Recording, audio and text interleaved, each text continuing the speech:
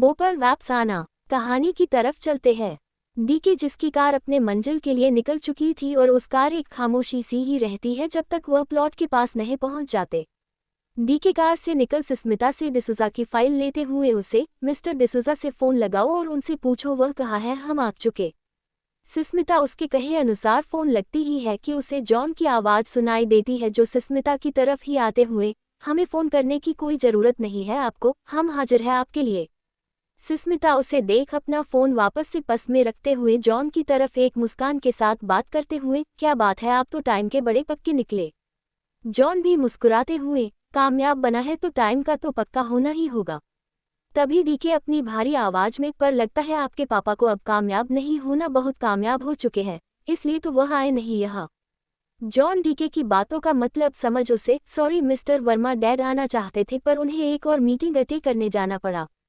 सुस्मिता उन दोनों की बात के बीच में ही, सर अगर ऐसी बात है तो हम जिस काम के लिए आए हैं वह करते हैं। डीके उसी नदाज में, सही कहा, हमें टाइम वेस्ट नहीं करना चाहिए। और तीनों ही इंदौर की बड़ी सी जमीन पर खड़े थे जहां डीके का अगला काम शुरू होने वाला था। डीके होटल रेस्टोरेंट बनया करता था और मिस्टर डिसूजा अपने काम को और भी आगे बढ़ाकर अब इंदौर में भी एक होटल खोलना चाहते थे। और अपने काम को और भी बड़ा करने के लिए डीके जिस जमीन पर खड़ा था वह कम से कम 35 फ्लोर का होटल बनने वाला था और उसे तैयार करने का काम डीके की कंपनी का एक बहुत ही महत्वपूर्ण प्रोजेक्ट है। उन सभी ने उस जमीन को देखा था और उसे देख जॉन डीके से, तो अब आपने जमीन देख ली है, उसके आगे की प्रोसेस शुरू कर दीजिए, इसकी जो भी टेस्टिंग वगैरह या इसके बारे में जो भी पता करना है कर लीजिए। डीके, हम कराना ही पड़ेगा, बिना उसके तो हम काम शुरू भी नहीं कर सकते। और सब ठीक रहा आपके होटल का काम जल्द ही शुरू हो जाएगा। सुस्मिता डीके से, सर वह ऑफिसर्स आ चुके हैं जिन्हें आपने बुलाया था। डीके, ओह तो मिस्टर जॉन, अब हम उन ऑफिसर्स को उनका काम करने देते हैं और अच्छी रिपोर्ट आने का इंतजार करते हैं। और वही बोल जॉन से हाथ मिलाकर वहाँ से चला जाता है और सुस्मिता जो उसके पीछे पीछे चल रही होती है वह, सर यहाँ का तो काम हो गया पर। डीके ही चलते हुए, पर क्या। सुस्मिता, सर वह जो हमारी एक और मीटिंग थी वह पोस्टपोन होगी है, वह भी हमारे साथ कोई मीटिंग नहीं कर पाएंगे। डीके कार के पास आकर उसका गेट खोलते हुए एक बिजनेसमैन के अंदाज में, कैंसिल कर दो। और कार में बैठ सुस्मिता से, और आज के बाद उनके साथ हमारी कोई भी मीटिंग या कॉन्ट्रैक्ट नहीं होना चाहिए। सुस्मिता उस बात को अपनी डायरी में नोट करते हुए, सर तो अब तो हमारा यहाँ का काम हो गया है, तो अब हम यहाँ रुककर क्या करेंगे। डीके, हमें अब वापस भोपाल निकलना चाहिए, हम होटल पहुँचते हैं, वह से अपना सामना लेते हैं, इंदौर से निकल जाते हैं। डीके ने जैसा कहा था वैसा ही वह करते भी है और दोनों ही होटल पहुँच सामान ले भोपाल के लिए वापस निकल जाते हैं। दोनों को भोपाल आते आते रात हो जाती है, जिसे डीके कार ड्राइव करते हुए ही सुस्मिता से, तुम्हारा घर कहाँ है बताओ, मैं तुम्हें छोड़ देता हूँ। सुस्मिता एक स्माइल के साथ, कोई बात नहीं सर, आप मुझे बस स्टॉप पर उतर दीजिए, मैं वहाँ से चली जाऊंगी। डीके सुस्मिता को एक नज़र देखते हुए अपने कड़क आवाज में, पूछ नहीं रहा हूँ, बता रहा हूँ, घर कहाँ है बताओ। सुस्मिता भी उसकी बात को मानते हुए उसे बिना किसी बहस के अपने घर का एड्रेस दे देती है और डीके सुस्मिता के घर की तरफ कार का रुख मोड़ देता है। कल जो कुछ भी हुआ था उसकी वजह से दोनों के बीच एक अजीब सी ही खिंचाव हो गई थी, जिसे दोनों पहले तो बस नहीं करते थे, पर जो बात अभी होती है उसमें वह पहले जैसे वाली शायद बात नहीं रह जाती है। डीके ने सुस्मिता के कहे अनुसार उसे घर के पास कार रोकी और सुस्मिता अपना सामान लेकर डीके को बाय बोलवा से चली जाती है और डीके उसे बिना कुछ कहे कार को स्टार्ट करवा से चल देता है। सुस्मिता अपने घर के गेट के पास खड़ी होकर उसका डोर बेल बजती है और कुछ देर के इंतजार के बाद ही डोर खुल जाता है। डोर सुस्मिता की के पापा ने खोला था जो पानी पीने के लिए उठे थे और उसी वक्त सुस्मिता ने डोर बेल बजाई थी तो उन्होंने आकर खोली। उन्होंने जैसे ही सुस्मिता को डोर पर देखा वह खुश होते हुए सुस्मिता के हाथों से सामान लेकर, अब माधव जी बेटा तुम आ गई, तुम्हारी मम्मी बता रही थी कि तुम कल आओ गई। सुस्मिता माधव जी की बात सुन घर के अंदर आकर उसे गले लगते हुए, क्या पापा मैं कल की जगह आज आ गई तो आपको खुशी नहीं हुई। माधव जी उसके सर पर प्यार से हाथ फेरते हुए, अरे कैसी बात कर रही हो, तुम्हारे आने से मुझे खुशी नहीं हो गई, ऐसा हो कभी नहीं हो सकता बेटा। सुस्मिता उनसे अलग होकर, मैं जानती हूँ पापा, पर आप इतनी रात को जग क्यों रहे हो। माधव जी, मैं पानी पीने उठा था तो डोर बेल बजी। सुस्मिता, ओ ठीक है, तो अब आप जाकर सो जाइए, हम सुबह बात करते हैं। माधव जी, क्या बात कर रही हो, तुम्हारी माँ को बिना बताए ना बाबा ना। सुस्मिता मुस्कुराते हुए, सुबह जब मैं उन्हें देखूंगी तो वह खुश हो जाएगी। माधव जी को उसकी ये बात सही लगती है और वह बिना किसी को कुछ भी कहे अपने रूम में जाकर सो जाते हैं और सुस्मिता भी अपना घर का मेन डोर बंद कर अपने रूम में चली जाती है। इधर वर्मा मैंशन डीके पहुंच चुका था और अपने रूम में बैठ कल की रात के बारे में ही सोच रहा होता है कि वह जिसे सपना समझ रहा था वह कितना खूबसूरत हकीकत बना। फ्रेड को ये बिल्कुल भी पसंद नहीं आता कि सुस्मिता ने यूजियस हालत में देखा था, क्या सोचती होगी वह कि वह कैसा है।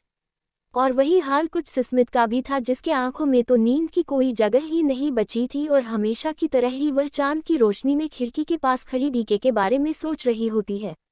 सुस्मिता अपने मन में, क्या रूप है सर आपका, कौन है आप सर, पल में लगता है सब कुछ सही है और दूसरे ही पल मेरी सोच आप खत्म करने पर मजबूर करते हो। सुस्मिता ये सब सवाल खुद से ही करते हुए कब बिस्तर पर आकर सो जाती है और डीके भी नींद की अगोश में चला जाता है और आज की रात भी किसी तरह कट ही जाती है। पर सुबह की रोशनी इन दोनों के लिए क्या लेकर आने वाली है उसे जानने के लिए पढ़ते रहिए। कॉफी कहानी को नया मोड़ देते हैं। सुबह वर्मा इंडस्ट्री सुस्मिता अपने वक्त के साथ ही आ चुकी थी और वह अपने केबिन में बैठ डीके के दिन का शेड्यूल बना रही होती है और कुछ लोगों से आज के मीटिंग के बारे में भी बात कर रही होती है कि डीके आज कौन कौन मीटिंग अटेंड करेगा। सुस्मिता किसी से बात ही कर रही होती है कि तभी उसके केबिन के लेड लाइन पर डीके अपने केबिन से उसे फ़ोन करता है। सुस्मिता उसका फ़ोन देख जिसे बात कर रही होती है उसे थोड़ा होल्ड बोल डीके का फ़ोन अटेक करती है। डीके सुस्मिता के फ़ोन उठाते ही एक ऑर्डर भरे लहजे में, सेक्रेटरी साहिबा मेरे लिए एक कॉफ़ी लेकर आइए। सुस्मिता उस तरफ से, सर मैंने कॉफ़ी तो भेजवा दी थी पियून अंकल के हाथों। डीके थोड़ा सोचते हुए, वो कॉफ़ी अच्छी नहीं बनी थी, तुम बनाकर लेकर आओ। सुस्मिता, सर कैसी बात कर रहे हैं, कॉफ़ी मशीन बनती है, मैं थोड़ी, हो सकता है पियून अंकल ने कॉफ़ी कुछ ज़्यादा हिट कर दी हो, उनसे कहिए वह दोबारा बना देंगे। डीके फ़ोन पर अपने भारी आवाज़ में, ऑर्डर देना मेरा काम है तुम्हारा नहीं, जो कहा है वह करो। सुस्मिता उसे कोई बहस नहीं करना चाहती थी इसलिए वह, सर मैं 10 मिनट में आती हूँ। और वह फ़ोन रख देती है। डीके जो अपने केबिन में उस पियून को देख, आप जा सकते हैं और ये कॉफ़ी आप खुद पी लीजिएगा, वेस्ट मत कीजिएगा। और वह पियून जो डीके की केबिन से बाहर जाते हुए यही सोच रहा होता है कि आज तक उसकी कितनी ही सेक्रेटरी क्यों ना बनी हो पर कॉफ़ी तो हमेशा वही लता था और उस वक्त तो वह पी लिया करता था, तो अब क्या बदल गया। सुस्मिता के कहे मुताबिक वह डीके की केबिन में उसके लिए कॉफ़ी लेकर जाती है। उसके डोर के पास पहुंचकर, मे आई कमिंग सर। डीके जो किसी फाइल में खोया हुआ था वह बिना सर ओप किए है, आ जाओ। और सुस्मिता उसके कहते ही डोर खोल वह अंदर आ जाती है और वह बिना डीके से कुछ भी कहे कॉफ़ी को टेबल पर रखवा से जाने लगती है। डीके को पता ही नहीं चलता कि सुस्मिता आए कॉफ़ी रखा और वह जा भी रही है। डीके उस फाइल में इतना डूबा हुआ था। सुस्मिता जो बिना किसी आवाज़ के जा रही थी वह जानबूझकर केबिन के डोर को जोर से लगते हुए एक आवाज़ करने की कोशिश करती है कि जिससे डीके का ध्यान टूटे और जो कॉफ़ी वह लाए है उसे दोबारा न लाना पड़े। और वह इसमें कामयाब भी होती है। डीके अचानक से हुए आवाज़ से वह डोर की तरफ देखता है पर उसे कुछ नहीं मिलता, पर उसका ध्यान सुस्मिता की लाई कॉफ़ी पर जरूर चली जाती है और वह उस कॉफ़ी की तरफ देख अपने मन में, सेक्रेटरी साहिबा यहाँ आए भी कॉफ़ी भी रख दिया और चली भी गई और मुझे पता भी नहीं चला, ऐसा क्या खोया था मैं कि मुझे कुछ पता नहीं चला। डीके सोचने के बाद उस बात को इग्नोर करते हुए उस कॉफ़ी के कप को उठा अपने चेयर पर एक रिलैक्स में बैठते हुए उस कॉफ़ी का सिप लेते हैं और उस कप को देखते हुए, ये हुई न बात, इसे कहते हैं कॉफ़ी। कॉफ़ी तो पूना के जो लिए थी वह भी सही थी पर डीके को सुस्मिता के हाथों से बनी कॉफ़ी की अब आदत लग गई थी। इतने दिनों से वह अपने घर पर उसके ही बने हाथों की कॉफ़ी जो पी रहा था। तभी उसका फ़ोन रिंग करता है। उस पर राहुल का नाम शो कर रहा था जिसे देख डीके फ़ोन उठाता है और फ़ोन पर राहुल, क्या यार कहा है तू, तुझे तो तेरे दोस्त की याद ही नहीं आ रही है लगता है। डीके, शिकायत तो ऐसे कर रहा है जैसे तू मेरी गर्लफ्रेंड हो, और नहीं आ रही याद मुझे तेरी, क्या करेगा तू। राहुल, भाई क्या ही कर सकता हूँ, ज़्यादा से ज़्यादा तेरे ऑफिस पर दबा बोल सकता हूँ। डीके मुस्कुराते हुए, तो कभी सच में भी बोल दिया कर दबा, सिर्फ फ़ोन पर ही बोलता रहता है। राहुल, मेरे दोस्त वह दिन भी आएगा पर फिलहाल के लिए एक हेल्प चाहिए थी यार। डीके, क्या बात है राहुल, सचदेवा को दृश्य किशन वर्मा की हेल्प चाहिए, बोलिए करने लायक होगा तो जरूर करेंगे। राहुल, भाई लायक है, पूरा लायक है, तुझे एक कार का नंबर भेज रहा हो, उसका डिटेल निकलवा दे भाई जितनी जल्दी हो सके भाई। डीके थोड़ा शौक होते हुए, अजीब बात कर रहा तू, वह तो तू खुद करा सकता है, सिक्योरिटी एजेंसी है, तेरी डिटेल निकलना तो कोई बड़ी बात नहीं है। राहुल भाई, कोई बड़ी बात नहीं है पर कार की डिटेल निकालनी है और जिसका खुद का शोरूम हो उसके लिए कार की डिटेल निकलना कौन सी बड़ी बात है। डीके एक कड़क लहजे में, मेरा कोई शोरूम नहीं है तू जानता है फिर भी। राहुल रिक्वेस्ट करते हुए, यार प्लीज मेरे लिए इतना कर दे, मैं जाता हूँ तेरी बनती नहीं है पर मेरे लिए कर दे। डीके कुछ सोचकर, ठीक है हो जाएगा। Rahul, thank you so much यार, मुझे पता था तू मुझे कभी ना नहीं करेगा। डीके, ठीक है मैं तुझे थोड़े देर बाद बात करता हूँ, मुझे किसी मीटिंग में जाना है। राहुल, हाँ ठीक है हम बाद में बात करते हैं। बोल फोन डिस्कनेक्ट हो जाता है और डीके अपने चेयर से उठ उस फाइल को लेकर जिसे वह अभी पढ़ रहा था उसे ही ले वह अपने केबिन से बाहर निकल मीटिंग एरिया की तरफ बढ़ जाता है। वह जाकर जैसे ही डोर ऑन करता है तो वह पहले से ही कई लोग जो उसके टीम के कुछ मेंबर थे और कुछ जिनके साथ आज मीटिंग करनी थी वह सब मौजूद थे। कुछ ही समय में मीटिंग खत्म हो जाती है और डीके की दी गई परेजे स्टेशन को अप्रूवल भी मिल जाता है और सब उनसे हाथ मिलते हुए वहां से चले जाते हैं। पर वह खड़ी सुस्मिता जो डीके की टेबल पर रखी फाइल को उठा वहां से जाने लगती है कि उसी टेबल पर बैठा डीके सुस्मिता को, डीके रुको, उस फाइल को अपनी जगह पर रखो और यहाँ आकर वापस से बैठ जाओ। क्या होने वाला है आगे जानने के लिए पढ़ते रहिए। ये वो लड़की नहीं है, कहानी को आगे लेकर चलते हैं। डीके के कहने पर सुस्मिता वहां रुक जाती है और वह अपनी जगह पर जाकर बैठ जाती है। डीके भी उसी के सामने की चेयर पर बैठता है और एक फाइल को उसके तरफ बढ़ाते हुए, ये तुम्हारे जॉब का एग्रीमेंट पेपर, इसे पढ़ो और साइन कर लो। इतना बोल डीके वहां से चला जाता है। सुस्मिता उस फाइल को अपने हाथों में लिए एक अजीब सा मुंह बनाकर, जॉब एग्रीमेंट पेपर, ये बड़े लोग कितने अजीब होते हैं, पहले 1 महीने का कॉन्ट्रैक्ट, फिर साल भर का, फिर रहना है नहीं रहना है, ऐसा लग रहा है जैसे मेरी कोई जॉब ना हुई हो, बॉर्डर की जंग हो गई हो जिसमें हर पल दुश्मन अपनी चल बदल रहा हो। फिर वह टेबल पर हाथ टिका कर उस पर सर रखते हुए, कर ले सुस्मिता कर ले, कौन सा तुझे अब ये जॉब छोड़कर जाना है, मथे लग गया है ये अखड़ू खड़ूस बॉस। और सुस्मिता उस पेपर को बिना ही पढ़े पेन उठा साइन कर देती है और वहां से बाहर निकलकर वह सीधे डीके की केबिन की तरफ जाती है और उसे वह फाइल देते हुए आज की कुछ और मीटिंग के बारे में बाती है। और इसी तरह आज का दिन बीत जाता है। एक और सुबह होती है, डीके अपनी कार में बैठा ऑफिस के लिए जा रहा होता है और वह किसी से फोन पर बात कर रहा होता है। डीके फोन पर, मैंने तेरा काम कर दिया है, तूने जिस कार के बारे में पता करने कहा था वह हो गया है। राहुल फोन की दूसरी तरफ से खुश होते हुए, क्या बात है यार, तू ही मेरा सच्चा दोस्त है। डीके उसकी इस बात पर थोड़ा सख्त होते हुए, मैं ही तेरा सच्चा दोस्त हूँ का क्या मतलब है और कितने लोगों की दोस्ती परख रहा है तू। राहुल उसे समझते हुए, अरे ऐसा कुछ नहीं है यार, वह एक असाइनमेंट में निकल गया। डीके फिर से उसी लहजे में, ऐसा ही हो तो अच्छा होगा तेरे लिए। राहुल उस तरफ से, अच्छा ये सब छोड़ भाई, तू जल्दी से डिटेल्स भेज। डीके, ठीक है मैं अभी अपने मैनेजर से कहता हूँ। राहुल, तो ठीक है भाई तू डिटेल्स भेज, मैं उसे चेक करके कॉल करता हूँ। और फोन डिस्कनेक्ट हो जाता है। डीके भी ऑफिस पहुंच चुका था और सुस्मिता जो डीके से पहले ही आ चुकी थी और उसने डीके के पीछे जाते हुए उसके सारे दिन का शेड्यूल बताने लगती है। डीके अपने केबिन में पहुंचकर अपनी जगह पर बैठते हुए अपना कोट निकलता है और उसे साइड के हेगर पर टांगने के लिए सुस्मिता की तरफ बढ़ा देता है। सुस्मिता भी उसे ले उसके कोट को उसकी जगह रख देती है। डीके टेबल पर रखी फाइल लेते हुए, महराज के साथ जो हमारी मीटिंग हुई थी उसको लेकर उन्होंने कोई जवाब दिया है। सुस्मिता उसकी तरफ एक फाइल बढ़ाते हुए, सर उन्होंने अपनी कुछ कंडीशन बताई है इस काम को लेकर। डीके सुस्मिता की तरफ देख बिना उसे फाइल लिए ही एक शांत और ठहरे हुए लहजे में, कंडीशन, महराज साहब ने हमारे सामने कंडीशन रखी है और वह इस फाइल में है, राइट। सुस्मिता उसकी तरफ एक अजीब सी नज़र से देखते हुए, जी हाँ सर ये वही फाइल है। सुस्मिता को इस वक्त जो डीके देख रहा था वह शायद कोई और ही था, इतने शांत लहजा उसने आज तक डीके का नहीं देखा था और इसी वजह से वह थोड़ा हैरान थी। डीके उसी लहजे में एक बार फिर बोलना शुरू करता है, माथुर जी के पास ले जाओ ये फाइल और उनसे आगे का जो भी है वह कर दे। सुस्मिता बिना कोई सवाल के केबिन से निकल जाती है कि उसे एक डीके की आवाज़ आती है, एक कॉफ़ी। सुस्मिता ये सुन वहां से चली जाती है और वह सबसे पहले माथुर जी को जाकर वह फाइल देती है और डीके के केबिन में आकर वह उसे कॉफ़ी देते हुए शाम के एक मीटिंग के बारे में बताती है। वहां से चली जाती है। डीके भी कोई खास उसे कोई बात नहीं करता है।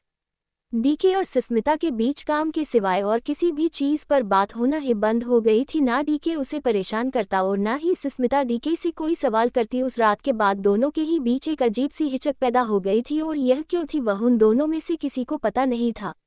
शाम का वक्त डीके एक मीटिंग खत्म कर अपने केबिन की तरफ जा रहा होता है और उसे के पीछे सुस्मिता उन सभी मीटिंग की फाइल ले चल रही थी कि तभी डीके का फ़ोन बजता है जो राहुल का होता है। डीके, हेलो बोल यार, तो मिल गई ना डिटेल्स जो तुझे चाहिए थे? राहुल, हाँ यार डिटेल्स तो मिल गई पर गलत डिटेल्स है। ये वह लड़की नहीं है जिसे मैं ढूंढ रहा हूँ। राहुल का इतना ही कहना था कि डीके अचानक ही रुक जाता है और इसी के कारण उसके पीछे चल रही सुस्मिता जो कुछ फेलों में खोई हुई थी वह बिना संभले ही डीके से जा टकराती है। और इतनी जोर का टकराती है कि डीके उसे गिरने से बचाने के लिए उसे कमर से पकड़ने की कोशिश करता है और यही कोशिश सुस्मिता भी करती है। वह गिरने के डर से डीके को हड़बड़ी में पकड़ती है और किसी एक को बचने की जगह दोनों ही एक साथ फर्श पर जा गिरते हैं। धाम कर एक जोर की आवाज होती है जिसे वो उस एम्प्लॉइन एरिया में काम कर रहे सभी लोगों का ध्यान उन दोनों पर जाता है और सभी लोग उन दोनों को आंखें फाड़े शौक होकर देख रहे थे। उन लोगों के ऐसे देखने का कारण उनका गिरना नहीं बल्कि उन दोनों के जुड़े हुए ओठ थे जो गिरने की वजह से मिल चुके थे। पर उन दोनों को ही जब इस बात का एहसास होता है तो वह दोनों बिना वक्त गवाए ही एक दूसरे से अलग होकर फर्श से उठने की कोशिश करने लगते हैं। डीके जो सुस्मिता के ऊपर था वह खुद को संभालते हुए खड़ा हो जाता है और बिना किसी की तरफ देखे सुस्मिता के मदद किए बगैर वहां से ऐसे भागता है जैसे कोई सांप अपने बिल में। डीके सीधे अपने केबिन में चला जाता है। सुस्मिता जो अभी भी उसी तरह फर्श पर लेटी हुई थी वह सिर्फ गिरी नहीं थी, उसे चोट लग गई थी अपनी कमर पर अचानक गिरने की वजह से। वैसे लोग अचानक ही गिरते हैं पर सिर्फ गिरी नहीं थी, उसके ऊपर वह भारी बरखम उसका वह खड़ू सकड़ू भी तो गिरा था। आज की रात इस फर्श पर ही बिताने का इरादा है। जुली सुस्मिता की तरफ बढ़ते हुए रिया भी उसके साथ ही चल रही होती है और वह दोनों सुस्मिता के पास आकर एक नज़र सभी एम्प्लॉय को देखते हुए, कोई फिल्म चल रही है क्या, अपना अपना काम करो। तभी उनमें से एक एम्प्लॉय, आज तो हमने फिल्म ही देखी, वह बात अलग है, ये गिरने से बनी है। जुली उस एम्प्लॉय पर थोड़ा गुस्सा करते हुए, तुझे भी गिरना है क्या, इस फलों से गिर के कोई बचेगा नहीं। वैसे वह एम्प्लॉय और उसके साथ जो भी वहाँ थे उन सभी की हंसी रुक गई और वह एम्प्लॉय, यार जुली तू तो सीरियस हो रही है, मैं तो मजाक कर रहा था। रिया, तो ये कौन सा सीरियस थी? पर मैं सीरियस हूँ। ये आवाज़ जैसे ही रिया और जुली के कानों में जाती है वह दोनों ही एक दूसरे को देख चेहरे से ही पूछ रही होती है कि उन दोनों में से किसने बोला। कि एक बार फिर आवाज़ आती है, अरे एक दूसरे की शक्ल क्या देख रही हूँ, मैं यहाँ फर्श पर पड़ी हूँ। तब जाकर रिया और जुली की नज़र फर्श की तरफ जाती है और दोनों ही फौरन सुस्मिता की तरफ झुककर उसे उठने में मदद करती है। सुस्मिता उन दोनों के कंधे पर खड़े होकर दर्द भरी आवाज में, तुम दोनों जैसा दोस्त भगवान किसी को ना दे, दोस्त गिरकर मर जाए, गई तुम लोग सीरियस खेलना। और यह बोलते हुए सुस्मिता चेयर पर बैठती है। रिया उसके पास बैठ, अरे ऐसे क्यों बोल रही है यार, भगवान से तू तो हमारे सारे दोस्तों से हमारी दोस्ती ही तुड़वा देगी। तभी जुली उसे पानी का गिलास देते हुए, तुझे तो हमें थैंक यू बोलना चाहिए। दुनिया कहती है गिरी हुई चीज उठानी नहीं चाहिए, पर हमें तुझे उठाने के साथ साथ बैठाकर पानी पिला रहे हैं।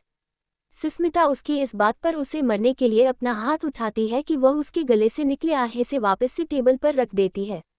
उसे इस तरह करते देख रिया, क्या हुआ, चोट हाथ में भी लगी है क्या?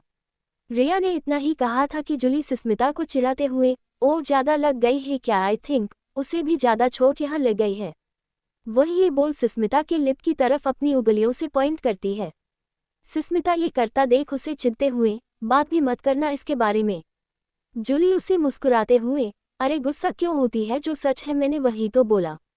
सुस्मिता रिया की तरफ देखते हुए, रिया बोल दे इसे, ये चुप हो जाए वरना।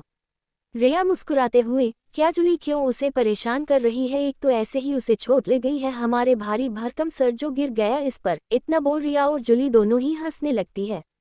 सुस्मिता दोनों की हंसी से चिढ़ते हुए, रिया अब तू भी शुरू हो गई।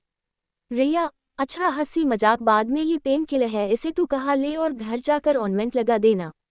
रिया सुस्मिता की तरफ वह दवा बढ़ा देती है और सुस्मिता भी उसे खा लेती है और वहाँ से उठ अपने केबिन में आराम करने चली जाती है। उसे वह छोड़ रिया और जुली भी अपने काम पर चल देती है। और वही डीके जो अपने केबिन में बैठे सुस्मिता और उसके बीच हुए उस हादसे को बार बार याद कर रहा था। उसे समझ नहीं आ रहा था कि उसे हुआ क्या है, उसका दिल बहुत बेचैन हो रहा था। वह अभी इन्हीं अंजलों में था कि उसे किसी की परमिशन मांगने की आवाज़ आए और उस आवाज़ से उसकी ध्यान वापस से आता है और वह उस इंसान को परमिशन देता है और एक एम्प्लॉय अंदर आकर डीके के सामने उसके फ़ोन को बढ़ाकर, सर ये फ़ोन वहाँ गिरा था जहाँ आप गिरे थे, इसमें 3 से 4 बार फ़ोन भी आ चुका है सर। डीके उसे शांत लहजे में उस फ़ोन को ले लेता है और वह एम्प्लॉय वहाँ से चला जाता है। डीके उस फ़ोन को चेक करता है और उस पर अब तक 4 बार राहुल का फ़ोन आ चुका था, जिसे देख डीके उस फ़ोन को गुस्से में देखने लगता है कि 5वीं बार भी राहुल का फ़ोन आ जाता है। डीके उसे रिसीव कर लेता है और उधर से फोन उठते ही राहुल डीके पर बरस पड़ता है। राहुल डीके पर गुस्सा करते हुए, क्या यार कहा है कितनी बार फोन करूं तुझे, और किसकी इन्फॉर्मेशन निकली है तूने, ये तो वह लड़की है ही नहीं जिसकी मैंने कही थी जिसे मैं ढूंढ रहा हूँ। डीके उसकी सारी बात को सिर्फ सुन रहा था। राहुल उसे जवाब न सुन पाते हुए, अरे भाई तुझे मेरी आवाज़ सुनाई दे रही है। डीके अपने दांत पिसते हुए, मैं दिल से कह रहा हूँ राहुल तुझे वह लड़की कभी ना मिले। और इतना बोल फोन कट जाता है और राहुल फोन को हाथ में पकड़े, इसे क्या हुआ है और दिल से कह रहा है का क्या मतलब है। फिर उस फोन को घूर कर देखते हुए, अबे आज के लिए इतना ही। तो क्या लगता है आप सभी को, क्या होने वाला है डीके और सुस्मिता की इस कहानी में, और कितने होंगे कहानी के ट्विस्ट एंड टर्न, जानने के लिए पढ़ते रहिए। चैप्टर 34 3 साल 4 महीने बाद। कहानी को आगे लेकर चलते हैं। डीके अपने केबिन में बैठा आज जो भी हुआ उसके बारे में सोच रहा होता है। उसने चेयर से अपना सर टिका रखा था कि तभी उसे किसी के गेट पर नॉक करने की आवाज़ आती है। डीके आंखें मुंदे हुए ही उसी तरह टेक लगे है। कमिंग कमिंग सुनते ही वह इंसान अंदर आता है और वह बिना कुछ कहे ही वहाँ पर एक फाइल रख जाने लगते हैं कि तभी डीके, क्या काम है, अंदर आए हो तो काम बोलो। बोल वह अपनी आंखें खोलता है और वह जैसे ही अपने सामने वाले को देखता है वह थोड़ा हिचकिचाते हुए, तुम यहाँ क्या कर रही हो। सुस्मिता थोड़ा डरते हुए, थोड़ा लड़खड़ाते लफ्ज के साथ, सर मैं आपकी सेक्रेटरी हूँ, आ सकती हूँ ना सर। डीके एक बार फिर उसी हाल में, मेरा मतलब क्यों आए हो तुम यहाँ पर। सुस्मिता, वो फाइल रखने आई थी सर। डीके, हम रख दिया तो जाओ, अब मुझे काम होगा तो बुला लूंगा। सुस्मिता तुरंत ही वहां से चली जाती है। डीके खुद से, क्या अजीब सिचुएशन है, समझ नहीं आता गलती किसकी है, सॉरी बोलना भी चाहिए या नहीं। डीके कुछ वक्त सोचने के बाद, सिर्फ एक ही रास्ता है, जो हुआ उसे इग्नोर कर दो ना, मैं उसे काम के अलावा कोई और बात ही नहीं करूँगा, यही बेटर रहेगा। फिर वह जो सुस्मिता ने टेबल पर फाइल रखी थी उसे चेक करने लगता है। वही सुस्मिता अपने केबिन में बैठ खुद से, कितना मुश्किल है सर को फेस करना, ऑलरेडी उस रात की वजह से हम दोनों इनकम्फर्टेबल फील कर रहे हैं और अब यह आज का हादसा, क्या करूं मैं, कैसे छुटकारा पाऊं। सुस्मिता भी बहुत देर सोचने के बाद खुद को समझते हुए, कुछ नहीं हुआ है, कुछ नहीं, फोकस हो योर वर्क सुस्मिता, फोकस हो your work, only work. Sushmita ऐसे कर रही थी जैसे खुद को जबरदस्ती समझा रही हो कि आज जो भी हुआ उसके बारे में सोचना ही नहीं है। दोनों ने ही अपने मन में ठान लिया था कि जो भी हो वह इस बारे में कोई भी बात नहीं करेंगे, और हुआ भी कुछ ऐसा ही। दोनों ही अपने काम के सिवाय कोई और बात या ज़्यादा एक दूसरे पर ध्यान ही नहीं देते थे। डीके अपने काम को लेकर पहले से भी ज़्यादा फोकस हो चुका था। उसने अपने कंपनी को टॉप पर ले जाने में जितोड़ मेहनत कर दी थी और इन्हें काम के चक्रों में उसके दिल की जो कुछ भी फीलिंग थी सुस्मिता को लेकर वह कहीं दब सी जाती है। सुस्मिता भी अपने काम को ही लेकर बहुत ही अच्छी हो गई थी। उसे अब अपने काम को करने में कोई दिक्कत नहीं आती थी, क्योंकि डीके उसके लिए इन वक्तों में बहुत ही सख्त हो जाया करता था और उसे किए गए कई गलतियों पर डीके ने उसे डांट डांट कर सिखाया है। और उसे अगर कोई दिक्कत होती तो वह अपने ऑफिस के दोस्तों से मदद ले लिया करती थी। इसी तरह दोनों की ही जिंदगी अपनी अनपी जगह चल रही होती है। और देखते देखते ही 3 साल 4 महीने बीत जाते हैं और आज के दिन डीके को उसके बिजनेस की तरफ से बेस्ट बिजनेसमैन का अवार्ड भी मिलने वाला होता है। डीके अपने रूम में सोफे पर बैठे सुस्मिता की तरफ देखते हुए, इन तीनों में से मुझे कौन सा पहनना चाहिए आज के लिए। सुस्मिता एक प्यारी सी स्माइल करते हुए, सर मुझे लगता है आपको ये बेल्ट शर्ट के ऊपर ये बेल्ट सूट आप पर अच्छी लगेगी सर। डीके बॉसी अंदाज में, फाइन तो हम कुछ समय में निकलते हैं तैयार होकर। सुस्मिता उसी तरह मुस्कुराते हुए, ओक सर, और वह से चली जाती है। वह कुछ फाइल को लेकर चल ही रही होती है कि तभी उसका फ़ोन रिंग करता है और वह फ़ोन उसकी माँ का था। सुस्मिता फ़ोन उठा लेती है। उधर से मायत्री जी परेशान भाव में, बेटा प्यारी आज तो तुम घर आओ गई ना, 2 दिन हो गए हैं तुम घर ही नहीं आए हो। सुस्मिता मुस्कुराते हुए, माँ आप क्यों चिंता कर रही हो, मैं बिल्कुल ठीक हूँ। वह हमारे बॉस को बेस्ट बिजनेसमैन का अवार्ड मिल रहा है तो बस उसी की तैयारी में। सर की कितने इंटरव्यूज हुए हैं, अभी कितने होने बाकी है। मायत्री जी, अच्छा आज तो आए गए ना कि आज भी। सुस्मिता, आज तो बिल्कुल ही पॉसिबल नहीं है, मैं कल आऊँगी और मैं कल ऑफिस भी नहीं जाऊँगी, ठीक है। मायत्री जी खुश होते हुए, पक्का तू कल ऑफिस नहीं आएगी ना। सुस्मिता, हाँ मैं नहीं जाऊँगी, पर अभी आप फ़ोन रखो मुझे काम है। और वह फ़ोन रख देती है। मायत्री जी फ़ोन को अपने हाथों में लिए, हे माधव जी से, कल वो पक्का आ जाएगी, हम कल ही उसे पक्का बात कर लेंगे। और माधव जी जो सोफे पर बैठ कुछ लिख रहे थे, वह, हम कल हम उसे ज़रूर बात करेंगे।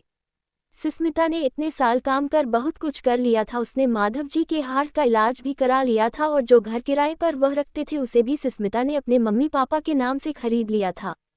संजीव अपने कमरे से बाहर आते हुए, तो मिमी बात हुई दी से? क्या बोला उन्होंने? मायत्री जी उसे कहा अब वो कल आए गई तो बात होंगी। संजीव डाइनिंग टेबल पर बैठते हुए, आए भी ठीक है। संजीव भी अब स्कूल से कॉलेज जा चुका था। वह डॉक्टरी की पढ़ाई कर रहा होता है। 3 साल हो चुके थे उसे कॉलेज में और वह एक मेडिकल स्टोर में काम भी करता है। इधर सुस्मिता जो अवनी के रूम में बैठी अवनी को आवाज लगाती है, होगा अवनी पसंद आई तुम्हें? वह डस। अवनी बाथरूम से बाहर आते हुए, कैसी लग रही हूँ? बिल्कुल किसी मॉडल की तरह लग रही हूँ ना? सुस्मिता उसे देख मुस्कुराते हुए, हम बिल्कुल किसी न्यू मॉडल की तरह, बहुत खूबसूरत। अवनी उसे सर झुकाकर, thank you my sweet hot, but आप रेडी क्यों नहीं हुई अब तक? सुस्मिता, मैं बस 10 मिनट, आप नीचे चलकर वेट करो, मैं रेडी होकर आती हूँ। अवनी मुस्कुराते हुए, ओक माय स्वीट हॉट, मैं नीचे चलती हुए। वह इतना बोल नीचे चली जाती है। अवनी 2 महीने पहले ही यूएसए से अपनी पढ़ाई पूरी करके आती है। उसे वहाँ पढ़ने में ज़्यादा रुचि नहीं थी, इसलिए वह अपनी ग्रेजुएशन कंप्लीट कर इंडिया वापस चले जाते हैं।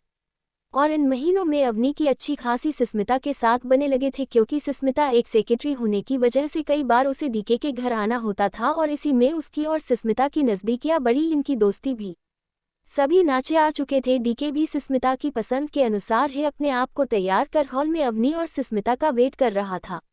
डीके हैंडसम तो है ही, इसमें कोई शक नहीं है, पर डीके फुल बेल्ट आउटफिट में कहा जा रहा था। आज पक्का था कि पार्टी में जो भी लड़कियां आएगी वह आज डीके की इस हैंडसम से चेहरे पर फिदा तो पक्का हो जाएगी।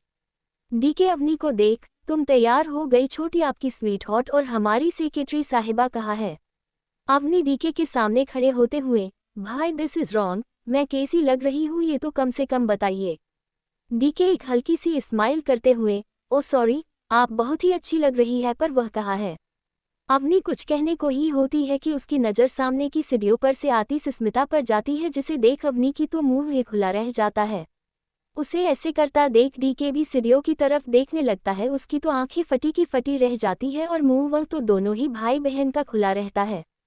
सुस्मिता नीचे आकर अवनी के सामने खड़ी होती है, पर अवनी अभी भी उसे ऐसे ही देखती रहती है, जिसे सुस्मिता को थोड़ा अजीब लगता है। तो वह अपने बालों को कानों के पीछे ले जाते हुए, क्या हुआ अवनी, मैं अच्छी नहीं लग रही? उसके बाद पर अवनी खुश होते हुए, आप अच्छी, बहुत ही अच्छी लग रही है। आज की पार्टी में तो सभी की नज़र आप पर ही रहने वाले हैं और देख लेना कोई ना कोई पार्टनर तो आपको मिल ही जाएगा। सुस्मिता मुस्कुराते हुए, अवनी कुछ भी बोल रही हो? अवनी, अरे मैं कुहा भी। अवनी आगे कुछ बोलती उससे पहले उसकी नज़र डीके पर जाती है, जो कब से सुस्मिता को आंखें फाड़ निहार रहा होता है। अवनी डीके के पास आकर उसके कानों के पास जाकर, खूबसूरत लग रही है ना भाई? डीके उसी अवस्था में, हाँ बहुत खूबसूरत। अवनी उसके इस जवाब से इस्माली करते हुए, आपको नहीं लगता आपके ऐसे देखने से उन्हें नज़र लग जाएगी?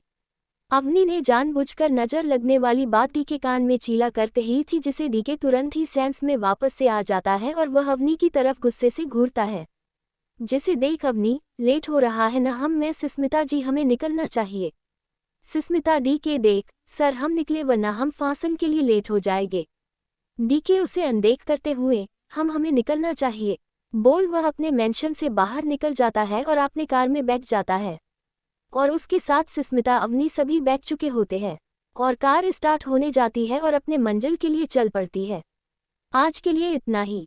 तो क्या होने वाला है इस पार्टी में? डीके जिसके जज्बात कहीं दब गए थे, क्या वह फिर से जाग रहे हैं? क्या बात करनी है सुस्मिता की फाइनली को उसे?